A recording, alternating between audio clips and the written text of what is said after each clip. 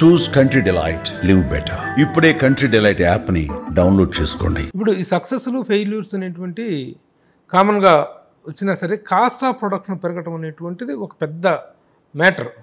అబ్స్టాకిల్గా failures అనేటువంటి content వైజ్గా వస్తే పర్వాలేదు, కానీ because of so many other reasons పెరుగుతూ ఉన్నాయి. దానికి మీ దగ్గర ఉన్న టిప్స్ ఏంటి? మీరేమైనా కంట్రోల్ చేసుకునేటువంటి పద్ధతి ఉందా? ఇప్పుడు సాఫ్ట్వేర్లో ఉందనుకోండి, you can cut down with your experience. ఇక్కడ ఎలా చేయగలుగుతున్నారు? ఏ పరిశ్రమకైనా cost is a major factor అండి. మీరు కాస్ట్ కంట్రోల్ చేస్తే క్వాలిటీ ఫోకస్ ఆటోమేటిక్గా వస్తుంది.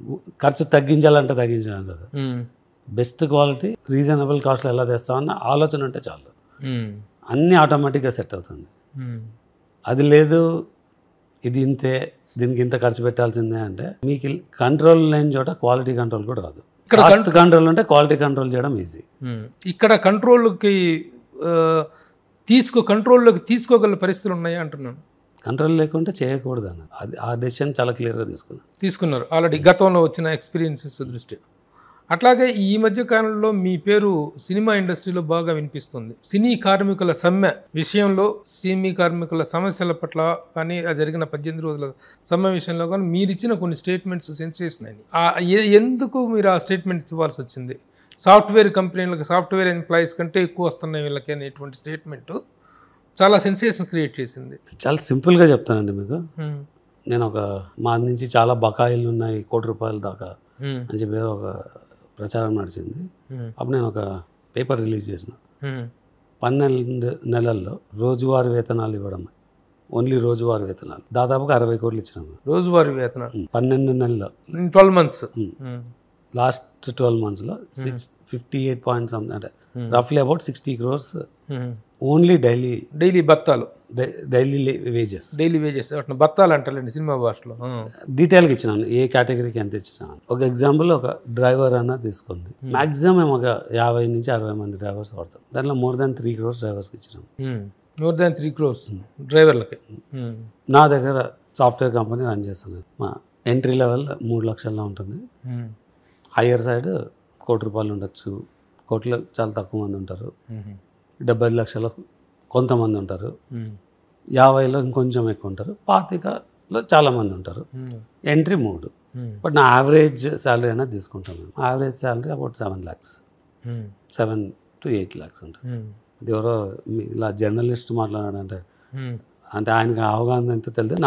అంటే నేను రన్ చేసే కంపెనీ సాఫ్ట్వేర్, ఒక డేటా అనాలిసిస్, అంటే ఎంట్రీ శాలరీ ఎంత, మీడియం శాలరీ ఎంత, హై శాలరీ ఎంత అన్నది నాకు చాలా థరో నాలెడ్జ్ ఉంటుంది. దాన్ని బేస్ చేసుకునే నేను ఇచ్చిన 60 కోట్ల స్పెండ్కు ఆ యావరేజ్ శాలరీ, దీనిలో ఉన్న యావరేజ్ శాలరీ తీసుకుంటే రెండు సమానంగా ఉన్నాయి. సో సాఫ్ట్వేర్ కంపెనీ ఎంప్లాయీస్కి వస్తున్న జీతాలను, ఇది సినిమా కార్మికులకు ఇచ్చిన శాలరీస్ ఇచ్చిన దీన్ని బట్టి ఎందుకు ఇచ్చినాము, ప్రతి ఒక్కటికి వస్తుంది అంటే లో ఉంటుంది, హై ఉంటుంది. దీనిలో ఉన్నదా మరి దీనిలో నేను ఏది చెప్పట్లేదు, యాక్టర్లు చెప్పట్లేదు, డైరెక్టర్లు చెప్పట్లేదు, కెమెరామెన్ చెప్పట్లేదు, వీళ్ళందరూ దీని వరకు చెప్పారు. మీకు ఈ జనరల్గా సినిమాలో ATL BTL అంటారు, above the line below the line అని. అబౌవ్ ద లైన్ అంటే top paid chief technician peoples, అంటే ఆర్టిస్ట్ ఏమన్నా చేది. బిలో ద లైన్ అంటే not so highly paid with in the industry. మీకు చెప్పినాక మా సాఫ్ట్వేర్లో ₹1 75, 50 అబౌవ్ ద లైన్ అంటాం. 20, 15, 18, 8, 5, 3 ఇవి తీసుకుంటే, నేను ఓన్లీ బిలో ద లైన్ తీసుకుంటే సాఫ్ట్వేర్లో ఒక యావరేజ్ ఉంటుంది, దీనిలో బిలో ద లైన్ తీసుకుంటే దీనిలో ఒక యావరేజ్ ఉంటుంది. అంటే దానిలో యావరేజ్ అందరికీ రాదు, సరే ఎక్కువ తక్కువ దానిలో వస్తుంది. కానీ సినీ కార్మికుల సమస్యలకు సాఫ్ట్వేర్ వాళ్ళకి ఉన్నటువంటి ప్రాబ్లమ్స్కి మధ్య చాలా తేడా ఉంది. ద లివింగ్ స్టాండర్డ్స్ కానీ, ద లివింగ్ ఇది కానీ, నేను వాటి గురించి ఏం మాట్లాడలేదు. వాటి గురించి మీరేం మాట్లాడలేదు. బట్ నేను ఇవ్వకూడదు అన్నది కూడా చెప్పలేదు. అది నేను ఇస్తున్నది ఎక్కువ ఇవ్వకూడదు అని చెప్పట్లేదు. ఎవరి వృత్తి వాళ్ళది, ఎవరు ఎంత అడగాలన్నది వాళ్ళ ఇష్టం. అంటే బై డిఫాల్ట్ నాకు వాడు అన్నది వస్తుంది అంటే అది నేను అంటే because I come from Rayalaseema, నాకు అది వాడుక భాష, అది అంటే డిస్రెస్పెక్ట్ చేయడం కాదు, కరెక్టే. వాళ్ళు అడగటం ఎవరెంత అడగచ్చు, యూనియన్ రూల్ అదే తప్పు అంటున్నాను. There is no role of a union to derive a rate. Individual workers, they can ask whatever they want. ఇప్పుడు యూనియన్ రేట్ కార్డు ఉంది, ఆ రేట్ కార్డుకి మేము ఇచ్చే అమౌంట్కి సంబంధం లేదు. చాలా మందికి ఎక్కువ ఇస్తాము, అంటే ఇవ్వాల్సిన అవసరం లేని చోట ఇంతే ఇవ్వాలనడం తప్పు. ఇంత ఇవ్వాలనే వాళ్ళు ఏమంటారు, మీకు అమౌంట్స్ దగ్గర తేడా వస్తుందా, నెంబర్ ఆఫ్ పర్సన్స్ దగ్గర తేడా వస్తుందా? ఎక్కువ మందిని చేస్తున్నారు. మా స్టూడియోలో ఒక సెట్ వేయాలంటే ఏం చేస్తారంటే వీళ్ళు అగైన్ ఒక నెక్సెస్, నేను రోల్ని డైరెక్ట్గా చెప్పట్లేదు, ఒక సీన్ తీయడానికి మీరు 25 లక్షల్లో ఎన్విరాన్మెంట్ సెట్ చేసుకోవచ్చు. వీళ్ళు ఒక 1.5 crore బిల్ ఇస్తారు. మీరు చేసుకోవడానికి వెళ్తే 2 కోట్లు చేస్తారు. అది 25 లక్షలే అవుతుంది. నేను 25 ఎందుకు చేయలేను అంటే సింపుల్ ఎగ్జాంపుల్ చెప్తాను. అంటే ఇప్పుడు మనకి విజిబుల్ దీనిలో ఆ పిల్లర్ వేయాలా అంటే ఎటువంటి వాడైనా క్లియర్గా చెప్తారు. అది ఆ క్లాడింగ్ చేయాలా అంటే పిల్లర్కు 200 రూపాయలు పర్ SFT పెడితే మీకు ఎంత ఫ్యాన్సీ కావాలంటే అంత ఫ్యాన్సీ చేసుకోవచ్చు. సో స్క్వేర్ ఫీట్ లెక్కేస్తే ఇంటూ 200 వేస్తే అయిపోతుంది. అది కామన్ సెన్స్ని ఎవడైనా చెప్పేయచ్చు అనమాట. బట్ సినిమా పరిశ్రమలో అది ఆ రేటుకి ఎవరు చేయలేరు. ఎందుకు అంటే దానికి ఒక ప్రొసీజర్ ఉంటుంది. ఆర్ట్ డిపార్ట్మెంట్ అంటే ఇలానే ఇంతమందిని తీసుకురావాలా, దాన్ని డిజైన్ చేసిన వాడు గోడకు అంటించాడు, గోడకు అంటించే వాడికి సపోర్ట్కి పెట్టే ఉంటుంది, వాడు వేరే ఉండాలి. అంటే మోల్డర్ మేక్ కొట్టకూడదు, మేక్ కొట్టేవాడు మౌల్డింగ్ చేయడు. ఒక మేస్త్రి, దానికి ఒక బంచ్ ఆఫ్ అసిస్టెంట్స్ ఉంటారు, దాని మీద ఒక ఆర్ట్ అసిస్టెంట్ ఉంటారు. వాళ్ళు రావాలంటే సైట్లోకి రావాలంటే దానికి ఒక కన్వీనియన్స్ ఉంటుంది, దానికి ఒక ప్రొడక్షన్. సో రఫ్గా ఒక 25,000 ఇది చేయాలంటే సినిమా ఖర్చులో 1,00,000 రూపాయలు వస్తుంది అనమాట. దాంట్లో ప్రొడక్షన్ అని చెప్పి ఒక 25,000 వేస్తారు. మరి ప్రొడక్షన్ ఏమి అంటే వీళ్ళు వచ్చిన కార్మికులకు ఫుడ్, టీ సప్లై చేయడానికి దానికి ఒక యూనిట్ని హైర్ చేసుకోవాలని, అండ్ వాళ్ళకి మరి కాల్ షీట్స్ అని. నేను చెప్పేది ఇది పద్ధతి కాదు. మీ పద్ధతిలో ఆ వాల్ కావాలంటే ఎంతలో తీసుకురాగలుగుతారు మీరు? ఎంత తక్కువ మంది, అది ఎంత ఖర్చు అయితే అంతే చేయాలండి. అంటే వీళ్ళు ఎక్స్ట్రాగా మీ మీద రుద్దుతున్నారన్నా, వర్కర్స్ రుద్దుతున్నారన్నా యూనియన్స్ ఇది మీద? మీ ప్రధాన ఈ నెక్సెస్ వచ్చి వాడు 25,000 చేసుకుంటాడు దాన్ని, కానీ నాకు 1,50,000 వేస్తాడు. నేను 1,50,000లో నేను చేయకుండా నేను సెల్ఫ్గా చేయడానికి చేస్తే దాన్ని 2 కోట్లు చేస్తాడు. నాకు 25 లక్షల ప్రోడక్ట్కి నేను 1.5 కోట్లు ఖర్చు పెట్టాలి. అంటే మీరు జరుగుతున్న దుబారాలన్నీ ఎక్కువగా ఈ ధరంగా జరుగుతున్నాయి. ఎక్కువ దుబారా కాదండి, అది ఎక్స్ట్రాషన్. నా డబ్బుని నేను ఎలా ఖర్చు పెట్టాలా అని వేరే వాడు షార్ట్ చేస్తే దాన్ని ఎక్స్ట్రాషన్ అంటారు. ఓకే, ఫోర్స్గా.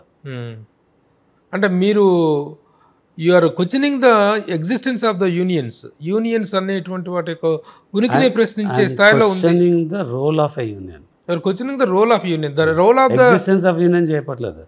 జనరల్గా ఒక యూనియన్ ఉంటుంది. అంటే మీరు మా ఇష్టం వచ్చిన వాళ్ళు తెచ్చి పెట్టి పని చేయించుకుంటారు. సింపుల్ ఎగ్జాంపుల్ అండి, నేను చాలాసార్లు చెప్పిన, మీరు జర్నలిస్ట్ ఉన్నారు, మీకు ఒక యూనియన్ ఉంటుంది.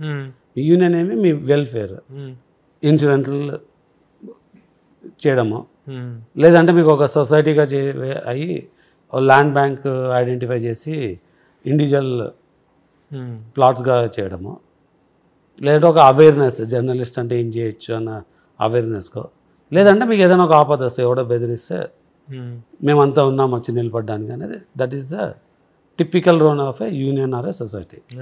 ఇప్పుడు మీ సుమన్ టీవీ సంస్థ ఏ జర్నలిస్ట్ని హైర్ చేయాలంటే వాళ్ళకి ఇష్టం వచ్చిన వాళ్ళని హైర్ చేసుకుంటారు. మీ యూనియన్లో మెంబర్ ఉంటేనే హైర్ చేసుకోవాలా, లేదంటే లేదు అంటే then role of a union is wrong. నేను చెప్పేది role of a union is not correct అని. మరి ఇప్పుడు రోల్ ఆఫ్ ద యూనియన్ అనేటువంటి దాన్ని ఇప్పుడు మీరు డిసైడ్ చేస్తారు. ఎన్నో ఇండస్ట్రీ పుట్టినప్పటి నుంచి ఉంది కదా, ఇప్పుడు మీరు వచ్చేసి the role of the union, the existence of the union ని. ఇండస్ట్రీ ఎప్పుడు పుట్టిందండి? ఇండస్ట్రీ ఎప్పుడు పుట్టింది అప్పటి నుంచి ఉంది. మీకు తెలియదు, నాకు తెలియదు ఎప్పుడు పుట్టింది. ఎప్పుడు పుట్టింది ఏంటి? యూనియన్కి ఇండస్ట్రీ పుట్టడానికి సంబంధం ఉంది. నో ఎవల్యూషన్ లో వచ్చినటువంటి యూనియన్స్. ఎవల్యూషన్లో వచ్చింది, ఎవల్యూషన్లో పోతుంది, కరెక్ట్ కాదంటే.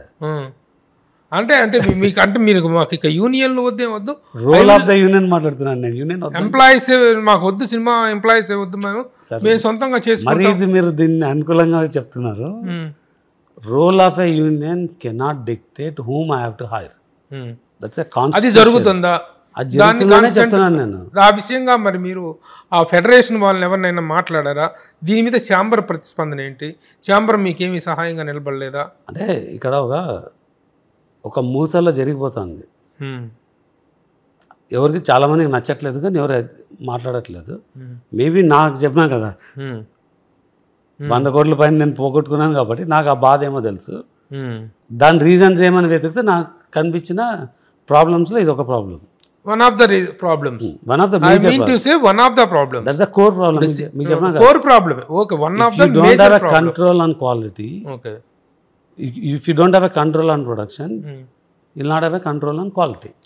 సుమన్ టీవీలో మీ పర్సనల్ అండ్ బిజినెస్ ప్రమోషన్స్ కోసం కింది నెంబర్కి కాంటాక్ట్ చేయండి.